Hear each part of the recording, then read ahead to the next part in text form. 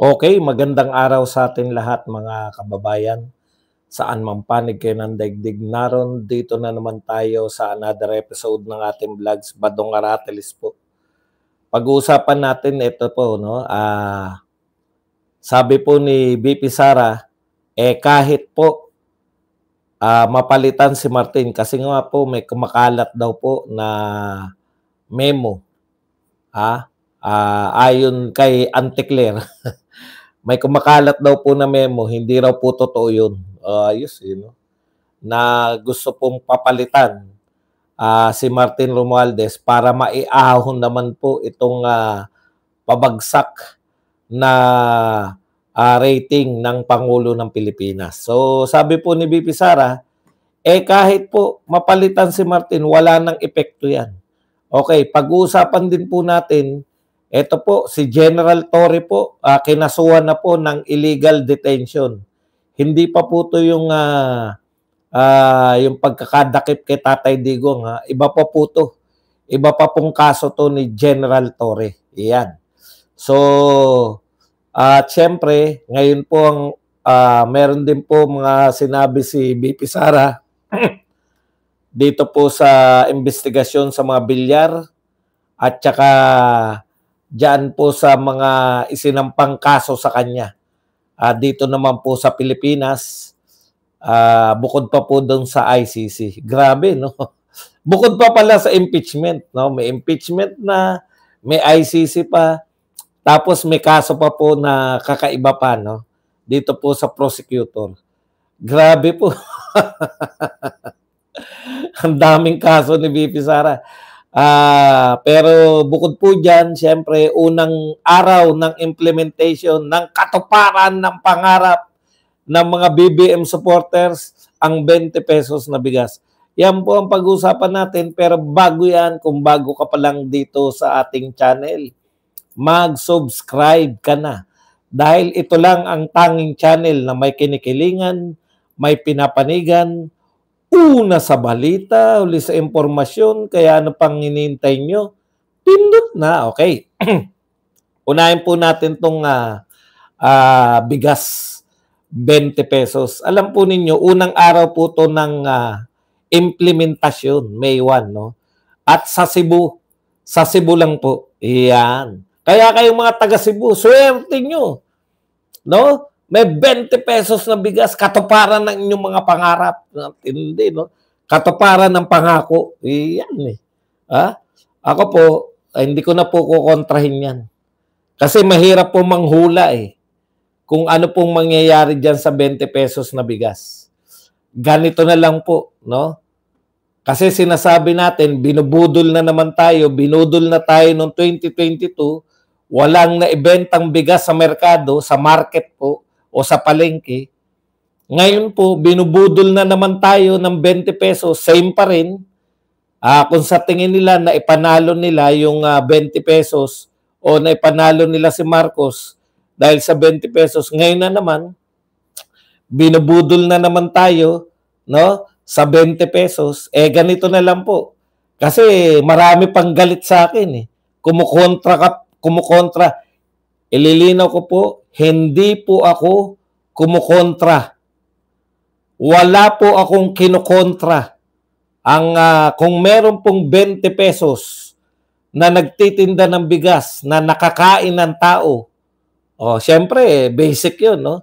Kung meron pong 20 pesos na nakakain ng tao na binibenta, bibili po ako. Di ba? Huwag lang sa Cebu. Kumbaga, kung meron dyan sa palengke namin, meron po dyan sa palengke namin na malapit dito sa akin, maglalakad lang ako, bibili po ako. Pero kung babiyahe pa ako, mas mahal pa po yung pamasahe kaysa matitipad ko. Dalawa lang po. Wala po akong lalagyan ng bigas, mag-isa lang po ako rito. 2 kilo lang po binibili ko. Ngayon po, kung ako po ay mamamasahe pa para sa 2 kilong bigas, hindi po practical para sa akin yan. Di po ba? Okay. So, ganito lang po yan, no? Para hindi na po tayo nag-aaway sa Tokis. Actually, pinagmamalaki nyo po, Tokis pa lang yan. Nga, tokis pa lang yan. Ganito na lang po. Sabi nyo nga, election, baka election lang yan. Ako, naniniwala. Pag kayo po nakabili ng 20, iboto nyo yung buong slate ni Marcos. Oh, kasi walang ano eh, parang wala lang sa kanila eh. Mangako man sila, hindi mo matupad. Pero kung wala kayong mabili, tapatin nyo naman yung mahirap po kasi pag niloloko nyo na, sarili nyo na eh. Hindi na kayo nakabili, pinagtatanggol nyo pa yung 20 pesos. Ikaw nakausap ko. Ikaw, kausap kita ngayon. Tapatin mo sarili mo. Niloloko ba ako o hindi? Pag ako nakabili ng 20 pesos, iboboto ko buong slate ni Marcos. Kasi yan lang ang sukatan nyo eh. Wala naman kayong sukatan na ano ba nagawa na proyekto. Wala eh. 20 pesos na lang. Nakakahiya naman sa inyo. Pinagmamalaki nyo po yan eh, di ba? Okay. Pag kayo nakabili, iboto nyo. Pag hindi kayo nakabili, wala lang. Wala kayong gagawin.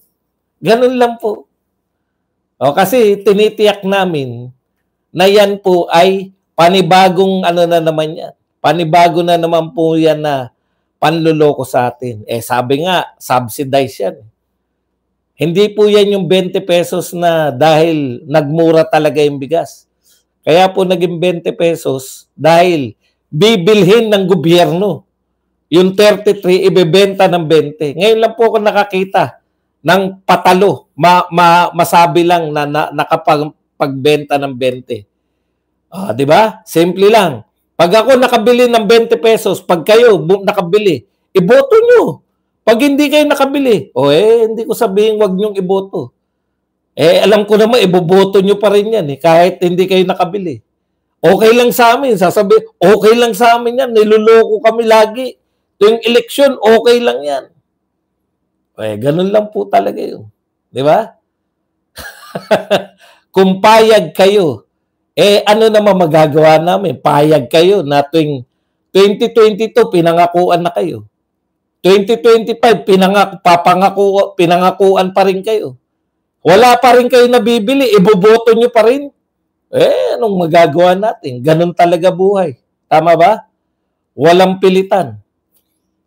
Iboto nyo pag nakabili kayo. Pag wala kayo nabili, iboto nyo pa rin. Ganun talaga eh. Sanay na sanay kayo, niloloko kayo eh. Hindi po ba? Okay. Punta na po tayo rito sa mga topic natin. Unahin na po natin tong kay BP Sara. Kasi tinanong siya, ano po masasabi nyo na may kumakalat daw na memo na pinatatanggal na si Martin Romualdez. Alam nyo, yung pinakakalat daw na yan, wala pa po ako nakita. Alam nyo kung kanino ko una narinig yan? Kay Auntie Claire. So si Auntie Claire pala nagpapakalat. Si Auntie Claire po nagpapakalat na mayroong memo at tinatanggi nila na ito ay, sinasabi nila na ito ay peke. Nangyari na yan eh. No? Walang nakakaalam. Madalas mangyari yan nung panahon ni Tatay Digong. No? May tatanggi na peke yung kumakalat na ganyan. Peke pala. Una, wala pong kumakalat. Kayo po, magtapatan tayo, mga Duterte supporters. Kayo po, meron na po ba kayong nakita na memo? Kasi yung Horus, Oplan Horus, yan talaga nakita natin yan, no? Yan po yung nilabas ng Manila Times. Kita nyo, may kaso na yung Manila Times. Kung totoo po yan na may memo, sino po kinasuhan? Wala. Malamang wala yan. Malamang sa kanila rin po nagsabi na yung kumakalat na memo na pirmado si Bersamin ay peke. Kaso nga, kaya lang namin nalaman na meron pala niyan nung nagsalita si Auntie Claire. Alam niyo yun? Tinatanggi nila, wala naman nakakita. Ano ba yung pangyari na ganyan? Yung naalala niyo yung may kumakalat daw po. Yung sinabi ni Lenny. Naalala niyo sinabi ni Lenny na may kumakalat daw po na peking sex video. Naalala niyo yun ng kanyang anak? Tapos tinatanggi nila. Hindi, ano yan, fake na sex video po yan. Sabi namin, meron ba kayong nabalitaan na meron daw sex video yung same thing eh. Sila po yung nagsasabi na mayroon, wala naman tayong nakikita. Hindi po, ginawa na po ng mga, ay sa bagay, dilawan naman pala karamihan ng mga nasa gobyerno ngayon. Kaya paulit-ulit lang eh. Natatandaan niyo yun yung kay Lenny? Yung sabi niya, ay may nagpapakalat po ng peking sex video ng anak ko. Ginamit pa yung anak eh. Natatandaan niyo yun? Wala naman tayong nakita. Hanap nga ako ng hanap. Tignan nyo nga. Kung sino may sex video na yan at ano, panoorin natin. Tignan natin kung kahawig. Wala naman po. Ngayon, eto na naman. May ganyan na naman. Kumakalat po na memo na pinirmahan ni Bersamin ay tinatanggi po ng Malacanang dahil ito ay peke. Mahilig po kayo magkaso, di ba? In fact, yung Manila Times, dyaryo na yan. Traditional media na o mainstream media na. Kinasuhan nyo. Kinasuhan nyo ng cyber libel. Sino po kinasuhan nyo dyan sa nagpakalat ng memo? Wala. Wala kayong kinasuhan? Mamaya, ayun naman, kanino natin una narinig yun? Yung sa spokesperson niya, di ba? Spokesperson ni Lenny Robredo. Sino na nga spokesperson? Si attorney, nakalimutan ko na.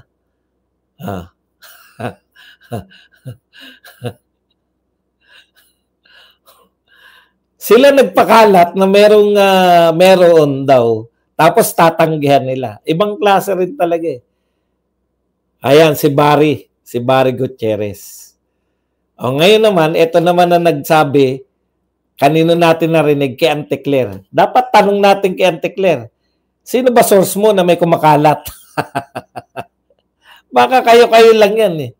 Ano po ang sabi ni BP Sara nung sinabi niya na merong kumakalat nga na papalitan na raw. Sa bagay, maganda suggestion yun di ba? Mula nung nagsimula, talagang bagsak na yung rating niya yan eh. Pero may mataas pong rating yan. Mataas po, alam ko sa OctaArts na.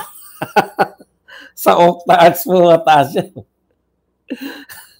Sa mga dancer. Okay. Sabi po ni BP Sara, wala akong information. Yun yung sinabi niya, no? Wala akong information kasi po, alam niyo, Vice President yan eh. Marami pong may intelligence din po sarili yan. No?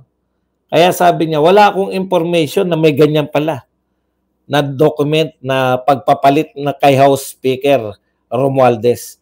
I don't think it's relevant. Wala naman pala. Sabi ni BP Sara, wala namang silbi yan kung meron man yan o wala. No? Okay. I don't think it's relevant right now dahil the damage has been done. Palitan man si Romualdez, wala na eh. The damage has been done. Ang laki ng pagkakamali at korupsyon ng ginawa nila sa budget natin.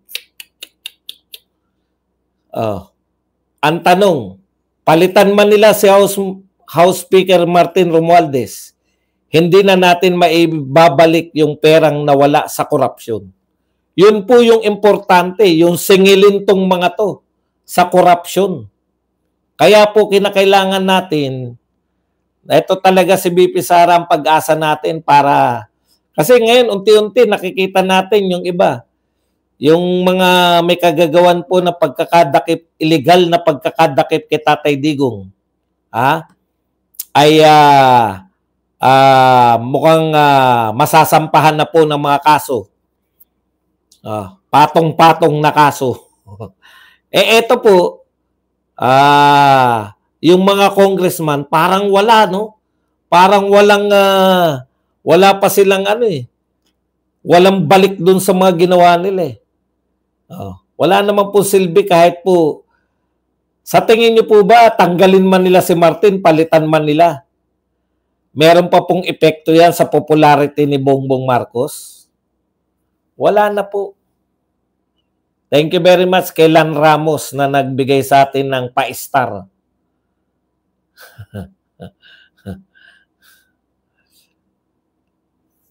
Okay. Ito pa po ang mga sinabi ni... Kasi yung anak ni Abante nagngangawa, no? Wala naman ay tulong niyan sa distrito natin. Sinagot po siya ni BP Sara. Ito po ang sinabi ni BP Sara tungkol po dun sa Bintang. Anak pala ni Abante yun, yung nagwawala na wala naman daw na itulong yan si BP Sara sa distrito nila. Ito po ang sinabi ni BP Sara. Opo, hindi po ako ang nauna. Una pong sinira ni Abante ang pangalan ko ng walang rason. Totoo naman po yan, di ba? At baka nakakalimutan nila na isa sa extension office ng Office of the Vice President ay nasa siyudad ng Maynila. Nandoon sa isang barangay hall nila. Ang kinikater noon ay ang buong siyudad ng Maynila. Extension office yan ng Public Assistance Desk namin sa Office of the Vice President. Ayun naman pala. Yung Vice President pala si BP Sara ngayon, may extension office ng Vice President na nagbibigay po ng tulong medical at tulong boreal. Hindi pala alam ng anak ni Abante yan. Swerte nyo nga, sa NCR, nasa Maynila naroon. Ilan lang po yung extension office? 10 lang ba? Yung isa sa Maynila. Kaya lang, dahil tinanggalan ng pondo ng tatay mo, kasama yung tatay mo nagtanggal ng pondo sa budget para dyan, tatay mo, si Abante, kasama ng mga congressman na kalaban ni BP Sara, ang nagtanggal ng pondo para hindi matulungan yung mga kababayan nyo dyan sa Maynila. Diba? Balik sa inyo. Maganda na maganda't may extension office. Nilalapit. Si BP Sara lang po Si BP Sara lang po ang naglapit ng totoong serbisyo ng Vice President sa mga rehiyon. No? Malamang wala ko ron, narito ko. Ikaw talaga! Baliktad yan. Ikaw talaga alam mo narito ko tatanong mo kung naroon ba, wala ba ako ron? Ibig ko sabihin, bilang Vice President, siya lang po nakaisip na magtayo ng extension office. Para hindi na lang po isa yung opisina ng Vice President. Tunay po na paglilingkod. Hindi po yung dadalaw lang sa inyo. Nung panahon ni Lenny, dadalaw lang, mamimigay ng mga spaghetting puti o pink. Di ba? Ayun yun Paglilingkod mo, mukha mo, sir. At sino po ang pumigil dyan sa paglilingkod ng Vice President, Office of the Vice President? Walang iba kundi, di ba? Walang iba kundi ang mga congressman. Binawasan po yung pondo. Tatay mo pala may kasalanan, iha Sa bagay, hindi na iha yun. Matanda na rin yun. Okay. Sa prime water naman po, ito po ang sagot ni BP Sara kung ito ba ay sa tingin niya may kinalaman sa pamumulitika. No? Ito po ang sagot ni BP Sara. Malamang. Malamang pala. Malamang dahil lahat naman ng galawan ngayon ng administrasyon ay dahil sa politika. Tignan niyo po, wala na pong awat-awat ngayon si BP Sara. Talagang diretsan ngayon. Pag tinanong niyo siya, sasagot. Kuya, magkano babayad sa'yo ni Fiona? Hindi ko po kilala si Fiona, pasensya na kayo. Pero kung Fiona po na tinutukoy nyo yung YouTube, opo, bayad po ako na YouTube. Tweet, tweet. Yung ba yung kanta doon? Puta ba? Baka iba yung kanta ko. Okay. Sabi ni BP Sara, malamang hindi lahat naman ng galawan ngayon ng administrasyon ay dahil sa politika. So wala na akong nakita na ginawa ng administrasyon na ito para sa kapayapaan at kaunlaran ng ating bayan. Wala pala kayong ginagawa eh. Wala pala kayong ginagawa eh. Pamumulitika lang pala lahat eh. Okay. Wala akong nakitang ginawa ng administrasyon na ito para sa kapayapaan at kaunlaran ng ating bayan. O baka mali naman si BP Sara. Sige nga, magbigay nga kayo ng kaunlaran. Ginawang kaunlaran. Ang ginagawa po nila, yung mga matutuwa ka lang ngayong araw, katulad ng ayuda. Pag nabigyan ka ng ayuda, ang tuwa, yes, may pan-Jollibee na ako. Punta ka sa Jollibee, kinabukasan, wala na uli. Ha? Ganun po, o kaya yung maraming walang trabaho, magsasagawa ng anong tawag nila doon? Yung mag-apply ka ng trabaho, anong tawag doon? Job fair. Yan lang po yung mga proyekto. Wala talagang proyekto. Tama sa BP Sara. Pero kung meron po kayong sinasabi, kasi sabi ni Auntie Claire, kaya naman hindi nyo nakikita yung proyekto. Kasalanan nyo yan. Kaya naman hindi nakikita yung proyekto kasi hindi kayo nanonood sa PTV4. Ang sagot naman ni Badong, nakakatamad naman talagang manood sa PTV4 eh. Di ba? Kahit nung panahon ni Tatay Digong, hindi ako nanonood sa PTV4. Bakit po? Nakakatamad. Pero, kahit hindi ako nanonood sa panahon ni Tatay Digong, alam mong may proyekto. Bakit? Walang tulay, nagkaroon ng tulay. Basurahan, naging pasyalan. Maruming-maruming mga beach, pinalinis. Kitang-kita mo. Walang skyway, nagkaroon ng skyway. Ganun po kasimple. Maraming adiksyonist, tumahimik, nawalan ng adiksyonist sa lugar. Ganun po yun talaga. Credit grabbing na naman daw si Digong. Nakakaawa ka naman, Doria. O sige nga, mag-credit grab. Sige. Credit grabbing daw ang tawag doon. Sige nga, bakit hindi nilang kaya gawin ni Bongbong yan? Kung madali lang pala yung mag-credit grabbing. Tweet, tweet. Alam niyo po kung bakit hindi po pwede? Walang credit grabbing. Wala ang proyekto eh. Yan po. Yung mga proyekto po sangkatutak ni Tatay Digong, sabi nila, credit grabbing. Kanino kaya yun? Kaninong grenab? Di sige, mag-credit grab din si BBM. Wala. Walang balak mag-credit grab. Kawawa naman kayo. Sige, kahit credit grabbing na. Sige, mag-ano na lang kayo. Actually, wala naman talaga kami inaasahan. Walang original na project si Digong. Ang galing talaga.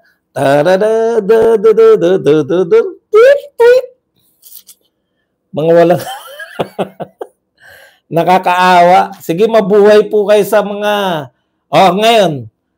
Ano naman si BBM? Asan? Kahit hindi na original ni BBM, asan? Asan ang proyekto ni BBM? Wala. Bago kayo magsalita na credit grabber si Tatay Digong, dapat naman meron namang napapatunayan si BBM.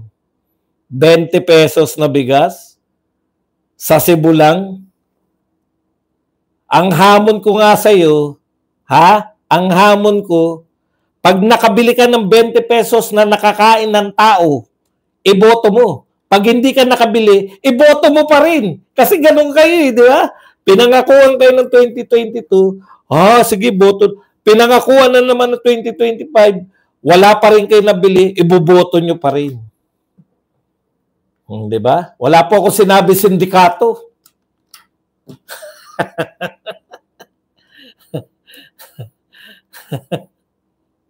Drug lord daw si Tatay Digong. Eh di dapat pinatay niya sarili niya. Yes. Okay. Kumpirmado po si BP Sara na siya po ay magpapakita sa National Bureau of Investigation sa Mayo 9. Kaya ang dami po kaso ni BP Sara. Meron ng impeachment, meron pa sa NBI, meron pa sa ICC. Kasi nga po, ang administrasyon na to, panay politika. Kaso dito, kaso doon. Mga iyakin ba? Sa panahon ni Tatay Digong, nananawagan na nga yung mga tao, #Aus Duterte. May kinasuhan ba si Tatay Digong sa Aus Duterte? Duterte? Wala. Kasi wala namang mahita eh. Pero dito, putya sabi lang, alam niyo yung kinaso sa kanya sa NBI? Yung pong sinabi niya, pag ako, tinegi, mayroon na akong inutusan, si John Wick. Alam na ni John Wick ang gagawin niya. No? Hindi ako papayag na matulad ako kay Ninoy. No? Hindi ako papayag na walang maghihiganti. Paghihiganti po yun. Kinasuhan na agad. Kay Tatay Digong nga po siya, mga panawagan, di ba? Aus Duterte. Duterte. Drug lord. Duterte. Walang kinakasuhan. Bakit? Hindi naman po trabaho ng gobyerno yung magkaso ng magkaso. Ang trabaho po ng gobyerno, gumawa ng mga proyekto para maramdaman ng tao, no, yung umuunlad ng Pilipinas. Katulad ng walang tulay, nagkaroon ng tulay. Walang skyway, nagkaroon ng skyway. Credit grabbing lang yan si Tatay Digong. Kanino proyekto yan kung credit grabbing? Kay Pinoy. Kay Pinoy? Kay Pinoy pala. Ilan ba napagawa? Ilan ba ang napatapos na proyekto ni Pinoy? Isa lang. Isa lang? Isang highway lang? Kay Tatay Digong, ilan na napatapos niya? Libo. Kay Pinoy, isang highway lang. Tapos ang nagke-credit grab pa yung nakagawa ng daan-daan, libo-libo na mga proyekto. Daan-daang tulay, daan-daang highway, daan-daang airport. Baliktad ang mga utak ang putya. Credit grabber. Grabe. Libo-libo. Totoo po. Hindi kayo naniniwala. Gulat na gulat sila eh. Libo-libo eh. Kasi nga po, kaya po hindi kayo makapaniwala. Ni isa wala kayo may pagmalaki. Sige nga, magbigay nga kayo ng isang ginawa ni Marcos. Isa lang ha. Wag na po libo. Isa lang. Butya sa amin, mga gawain, ako napakarami. Saan lugar daw? Baka hindi ka nakatira sa Pilipinas, Brad? Team ka pa naman. Mag-isa ka lang, team ka pa. Pangalan mo pa lang, pantangan eh. Ako, si Team 30. Team daw siya, mag-isa lang siya, team. Naghahanap si Team 30, saan daw lugar? Siguro ang hinahanap niya, sa isang lugar, may libo-libong tulay. Bugok talaga. Saan daw lugar yung proyekto? Ano sabi ni Tatay Digong? Hindi ko na kinakilala pag malaki yan. Imulat mo lang mata mo. Kahit saan lugar po, naroon po ang mga proyekto ni Tatay Digong. Hindi kayo makapaniwala na may proyekto kahit saan. Hindi yata kayo taga Pilipinas eh. Ngayon, eto, wag na istoryahe. Magtapatan na tayo eh. Baka sabihin ko, Skyway kanya, di ba? Yung sa Cebu kanya. Yung dito sa may tulay dito sa may Intramuros kanya. Ang dami po. highway, mga skyway, etc.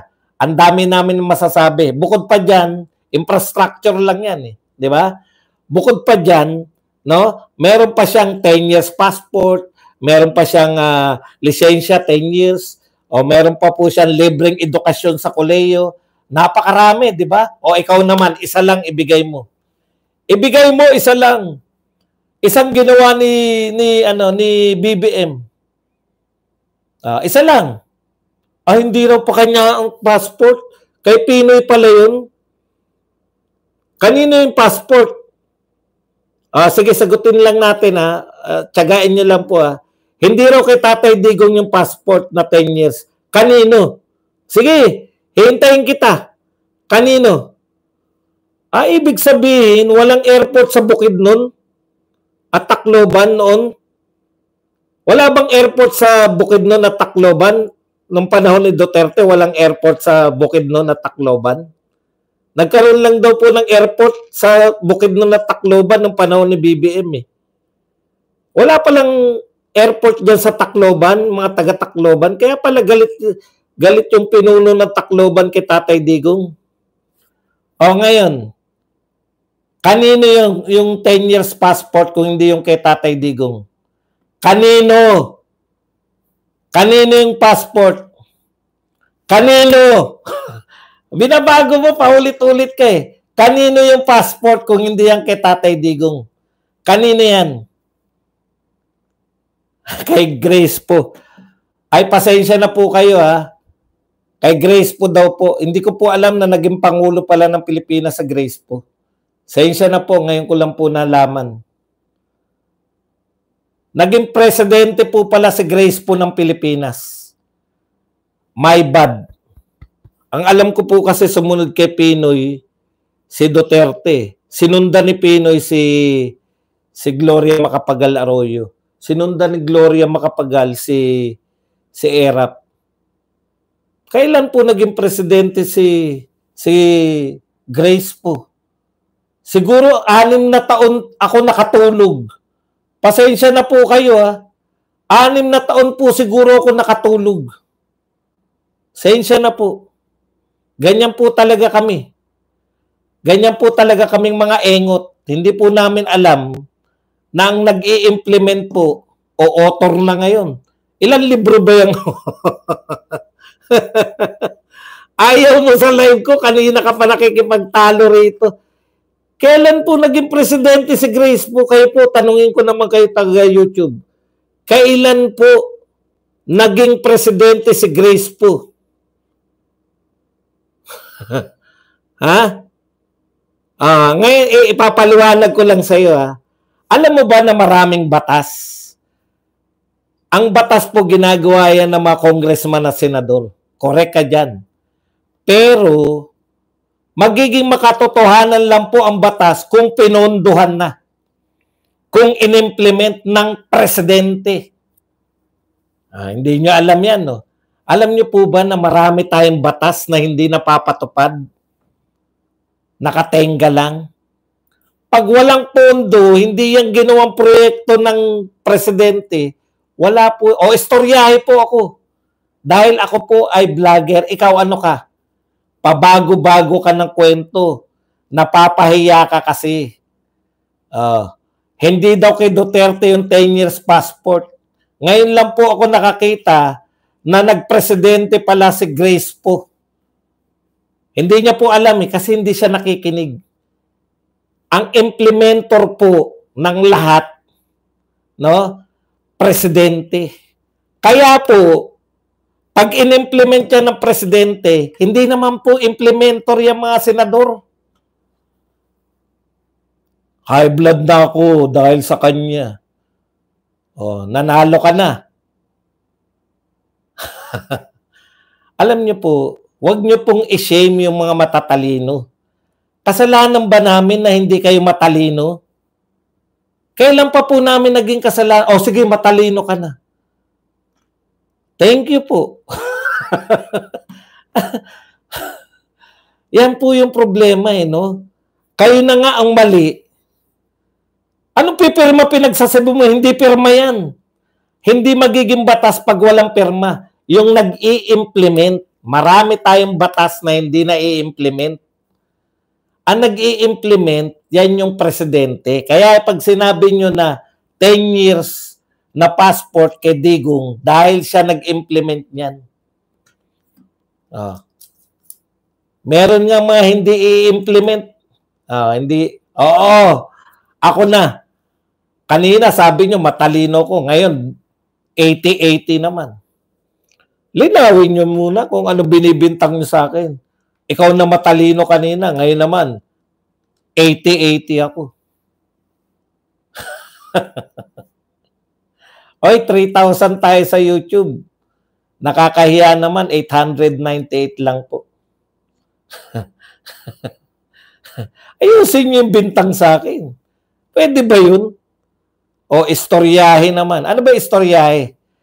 Magaling mag-istorya? Magaling magsalita? Vlogger po kasi ako.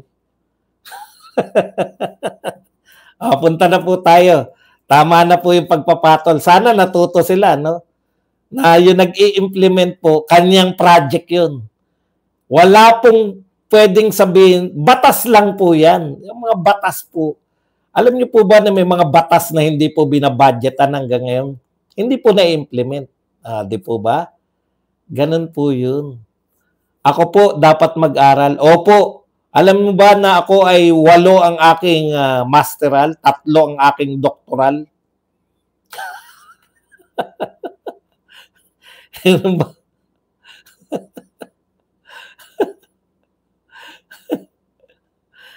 Nek mo yan po. Istoryahe, nek. Yan na lang kaya nila sabihin kasi napahiya sila eh. Di ba? Biruin mo si Grace po daw yun. Kay Grace po daw yun. Kahit si Grace po, hindi niya aminin na kanya. Dahil hindi po naging presidente si Grace po. Nakakaawa naman. Wala po ako mabubudol. Yung presidente mo nang bubudol. Hindi ako. Okay. Punta na po tayo rito sa iba pa. Ano pa ba iba natin topic? Yun nga po, no? Ito po, si General Torre. Ayan. Punta naman tayo at tama na yung pangangantyaw sa mga naging presidente si Grace po. Binago bigla yung kasaysayan. Si Grace po naging presidente. The head of the Police Criminal Investigations, CIDG, are facing criminal charges. Ito po, para sabihin ko na po sasabihin ko na po sa inyo kasi para hindi po tayo masabihan na baka sa'yo lang yan, Badong. Ito po ay galing po sa Philippine Star. Ayan Philippine Star po, CIDG Chief Torre faces illegal detention case. Yan. CIDG Chief Torre faces illegal detention. Yan. Balita po to ng Philippine Star. Hindi po to kay Badong Kinakailangan ipaunawa dito sa mga talongges na to eh. Okay. Sabi po rito, ano ba to? Ba't may ingay?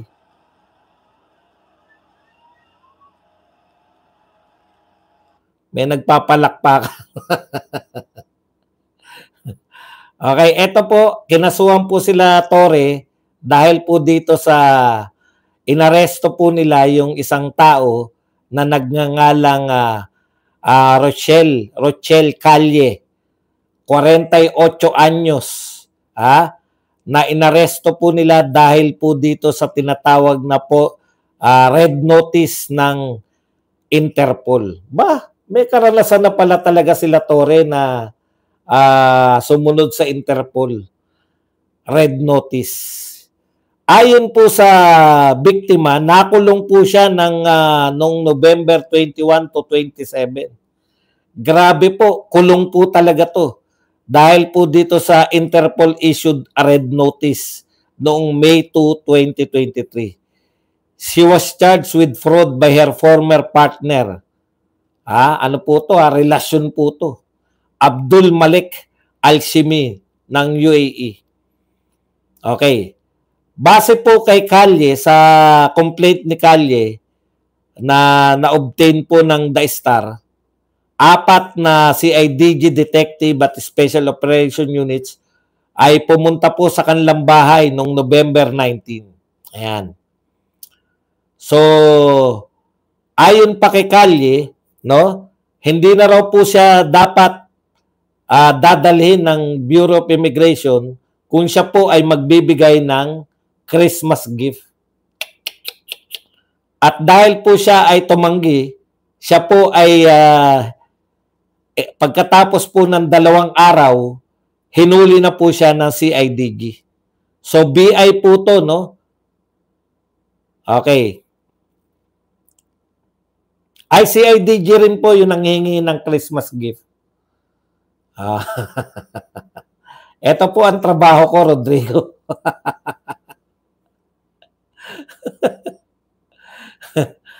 So, ang sabi po ni in a letter dated 26 November, Pau Quezon City Division urged Torre to release Kalye since she had yet to be shown a court order of arrest warrant from authorities both in the Philippines and in the UAE. Ayun po, no? So, pinarelease po ng Pau si Kalye na nakulong po ng 6 na araw dahil wala naman po siyang warrant of arrest mula po sa Philippine Court or sa UAE. At dahil po dyan, magkakaso na po itong si Kalye. Nakuha po nyo, yan po yung kaso, illegal detention. Kasi nga po, importante po yun, may warrant of arrest bago hulihin. Pero may narinig kasi tayo kay Torre, ewan ko po kung AI lang yun. Narinig nyo po ba yun? Yung sinabi ni Torre na, pwede kang arestuin kahit wala ka, sasama ka. Dahil sasabihin na iwan nila sa presinto. Narinig ko yun. Hindi ko lang alam kung AI ba yun o totoo yung video na yun. Ngayon po, may kaso na. Tsaka si Torre, mahilig po yan sa ganyan. No? May kaso rin, kinasuhan rin po ng KOJC kung hindi ako nagkakamali. At kinasuhan din po yan, kakasuhan na rin po, pinaimbestigahan pa pala ni Senator Amy Marcos dahil naman po dito sa illegal arrest na ginawa nila kay Tatay Digong. So sabi nga po, talagang ganyan ang buhay. Panapanahon lang yan. Okay. Teka muna, meron palang wala pa tayong meron pa palang hindi tayo nalalagyan ng jacket. Yan lang po ang ating topic. Pwede na po kayong magtanong, pwede po kayong magbigay ng reaksyon, at higit sa lahat, pwede po kayong magpakape. Kayo po sa TikTok, pwede po kayong magregalo